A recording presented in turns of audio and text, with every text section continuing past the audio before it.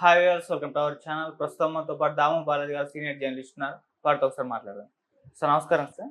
Sir నిన్న మహా news channel పైన బీఆర్ఎస్ శ్రేణులు దాడులు చేయడం మనం చూసాం.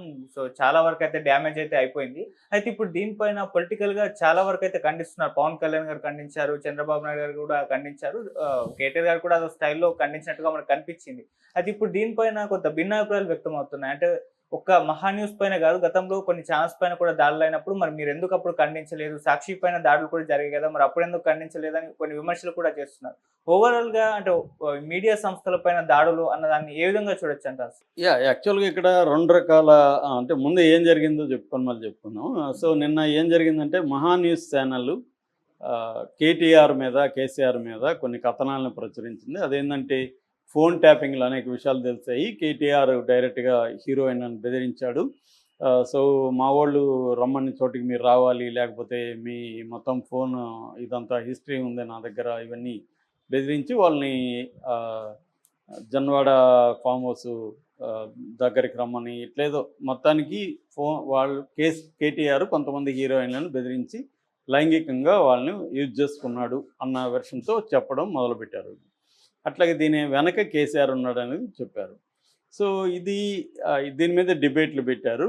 దీంతో బీఆర్ఎస్కి సంబంధించి బీఆర్ఎస్వి అనే ఒక సంస్థ ఉంది. బీఆర్ఎస్వి అంటే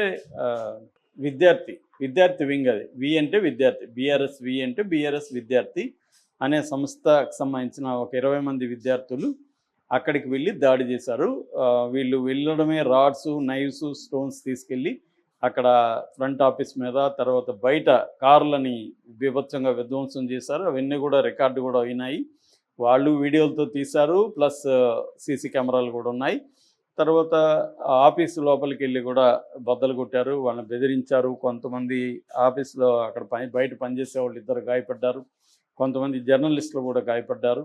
సో మొత్తానికి ఒక బీభత్సమైన వాతావరణాన్ని, భయానక వాతావరణాన్ని అక్కడ క్రియేట్ చేసి వీళ్ళు వచ్చారు. సో దీని మీద ఆల్రెడీ ఆయన ఎవరు మహావంశీ అంటారు ఆయన్ని, ఆయన దాని ఓనర్ మరి ఎవరు తెలీదు, మొత్తానికి దాని ఇన్ఛార్జి ఆయన చాలా తీవ్రంగా మాట్లాడారు, ఖండించారు. అట్లాగే దీనికి సంబంధించి ఇటు చంద్రబాబు ఖండించాడు. నాకు తెలిసి ఫస్ట్ పవన్ కళ్యాణ్ ఖండించినట్టున్నాడు స్పీడ్గా. జనసేన తరపున ప్రకటన నేను ఫస్ట్ అయితే ఆయనదే చూశాను. దాని తర్వాత పవన్ కళ్యాణ్, చంద్రబాబు, లోకేష్, తర్వాత ఇక్కడ రేవంత్ రెడ్డి, బట్టి విక్రమార్క అయితే డైరెక్ట్గా ఛానల్కే వెళ్ళిపోయాడు. చాలామంది కాంగ్రెస్ పొలిటీషియన్స్కి వెళ్ళారు. తర్వాత బీజేపీ నుంచి కూడా బండి సంజయ్ లాంటి వాళ్ళు దీన్ని ఖండించారు.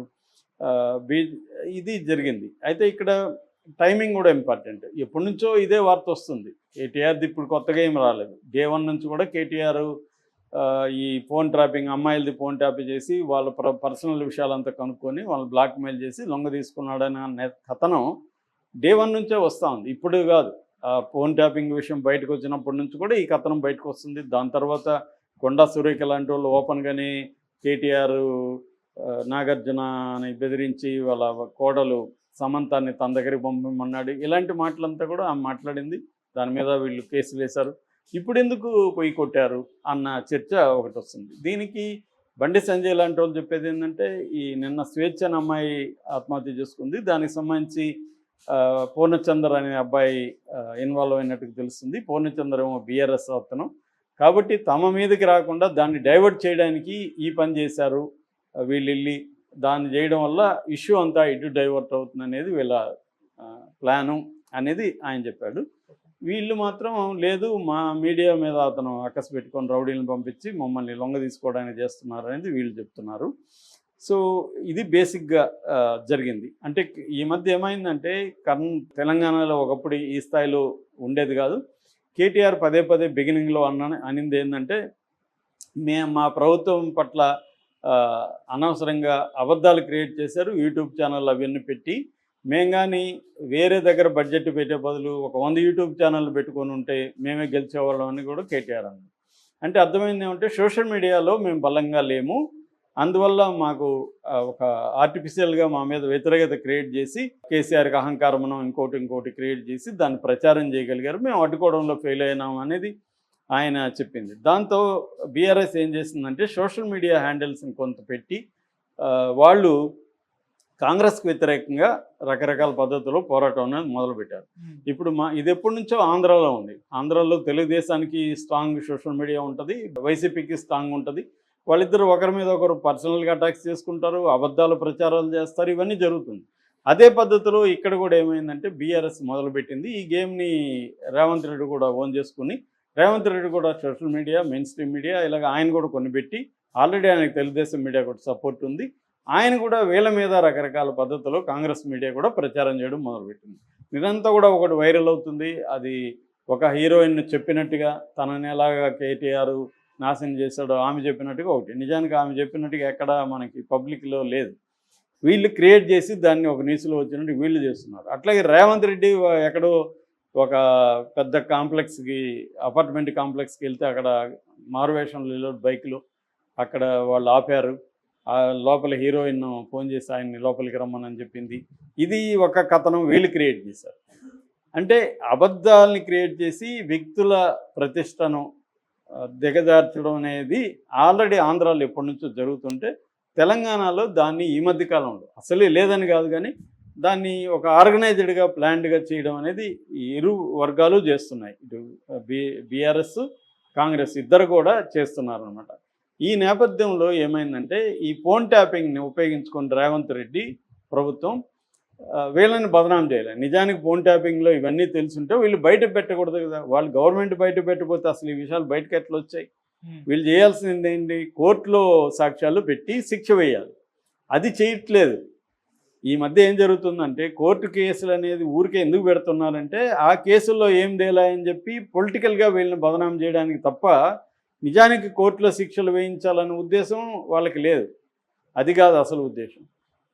లీగల్గా లాని కోర్టుల్ని వీళ్ళు ఎట్లా ఉపయోగించుకుంటున్నారంటే పొలిటికల్ గెయిన్స్ కోసం కేసులు పెట్టడం, ప్రజల్లో వీళ్ళు నేరం చేసినట్టుగా క్రియేట్ చేయడం అనేది ఇక్కడైనా అక్కడైనా జరుగుతున్నది. అది ఎప్పటి నుంచో జరుగుతుంది. బీజేపీ ఆర్గనైజ్డ్గా చేస్తుంది.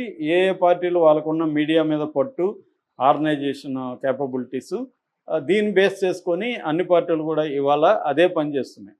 సో దాంతో వీళ్ళు వైలెన్స్ జోలికి వెళ్ళినట్టుగా తెలుస్తుంది. దీన్ని కేటీఆర్ ఖండించలేదు కానీ మా వాళ్ళు ఎమోషనల్గా రియాక్ట్ అయ్యారు. ఇది ఇట్లా దుర్మార్గమైన ప్రాపగండా అని ఒక రకంగా సపోర్ట్ చేశారు, ఖండించలేదు. సో రేవంత్ రెడ్డి ప్రభుత్వం మాత్రం సీరియస్గా వీళ్ళని అరెస్ట్ చేస్తాం అది ఇది అంటుంది. అది ఏం జరుగుతుందో తెలియదు. ఎందుకంటే అల్లు అర్జున్ మీద దాడి జరిగినప్పుడు ఎవరినైనా అరెస్ట్ చేశారా వీళ్ళు? అప్పుడు కూడా ఇలాగే పోయి దాడి చేశారు కదా అల్లు అర్జున్ మీద. మరి అప్పుడు ప్రభుత్వం పంపించింది కదా, ఒకసారి నీవు నేర్పిన విద్య నేరజాక్షి అని ఉన్నట్టుగా. సో వాళ్ళు చేసేది రైట్ అయినప్పుడు ఇది కూడా రైటే కదా. రేవంత్ రెడ్డి మరి ప్రభుత్వం కావచ్చు, కాంగ్రెస్ కావచ్చు, కొంతమంది వాళ్ళని పంపించలేదా? అట్లాగే అల్లు అర్జున్ తప్పు చేశాడో లేదో కోర్టులో ప్రూవ్ చేయకుండా బయట అతన్ని దోషిగా నిలబెట్టడానికి కాంగ్రెస్ ప్రభుత్వం కావచ్చు, కాంగ్రెస్కి సంబంధించిన వాళ్ళు ట్రై చేయలేదా? అదేవిధంగా ఇప్పుడు వీళ్ళు కూడా ట్రై చేస్తున్నారు. కాబట్టి ఇక్కడ తేడా లేదు, ఎవరి ఇది వాళ్ళది. ఇక మీడియా స్వేచ్ఛ అనేది ఒక కామెడీ పదం అయిపోయింది. మీడియా వేరు, సాధారణ జర్నలిస్టులు వేరు, మీడియా యజమానులు వేరు. ఇవాళ మీడియా యజమానులందరూ కూడా ఏదో ఒక పొలిటికల్ పార్టీతో డైరెక్టో ఇండైరెక్ట్గా సంబంధాలు ఉన్నవాళ్లే. ఇండిపెండెంట్ మీడియా అనేది వెరీ వెరీ వేళ్ల మీద లెక్క పెట్టచ్చు. ఒక్కోసారి ఇండిపెండెంట్ మీడియా లాగా కనబడే వెనక కూడా వేరే శక్తులు ఉండొచ్చు. కాబట్టి ఇవాళ ఇండిపెండెంట్ మీడియా బతకడం కూడా చాలా కష్టం. వాళ్ళని నానా హింసలు పెట్టి, బాధలు పెట్టి, వాళ్ళ మీద రకరకాల కేసులు పెట్టి వాళ్ళని కిల్ చేసేస్తారు. ఏదో ఒక సైడ్ లేకపోతే ఇవాళ బతికేది కష్టం. ఏదో ఒక సైడ్ ఉన్నా కూడా ఆ సైడ్ అధికారంలోకి రాకపోతున్నా కష్టమే. ఎందుకంటే ఇప్పుడు అక్కడ వైఎస్ మీడియా ఎంత డ్యామేజ్ అవుతుందో చూస్తున్నాం, వైఎస్ జగన్ మీడియా. ఇక్కడ అంతే. సో అధికారంలో ఉన్న పార్టీకి అనుకూలంగా ఒక వర్గం మీడియాలో ఉంటే ప్రతిపక్షంగా ఒక వర్గం మీడియాలో ఉంటుంది. ఇది ఇలా చీలిపోయినాక ఇక్కడ మీడియా స్వేచ్ఛ అనే దానికి మీనింగ్లెస్.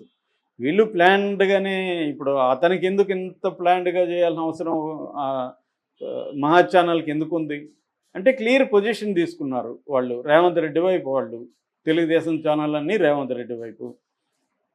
కాబట్టి బీఆర్ఎస్ని బదనాం చేయాలా. రేవంత్ రెడ్డికి లేదా కాంగ్రెస్ ప్రభుత్వానికి ఉన్న అజెండానే మీడియా అజెండా. అక్కడ కూడా అంతే. తెలుగుదేశం కూటమి అజెండానే కొన్ని రకాల సంస్థల అజెండా, జగన్ అజెండానే కొన్ని రకాల సంస్థల అజెండా.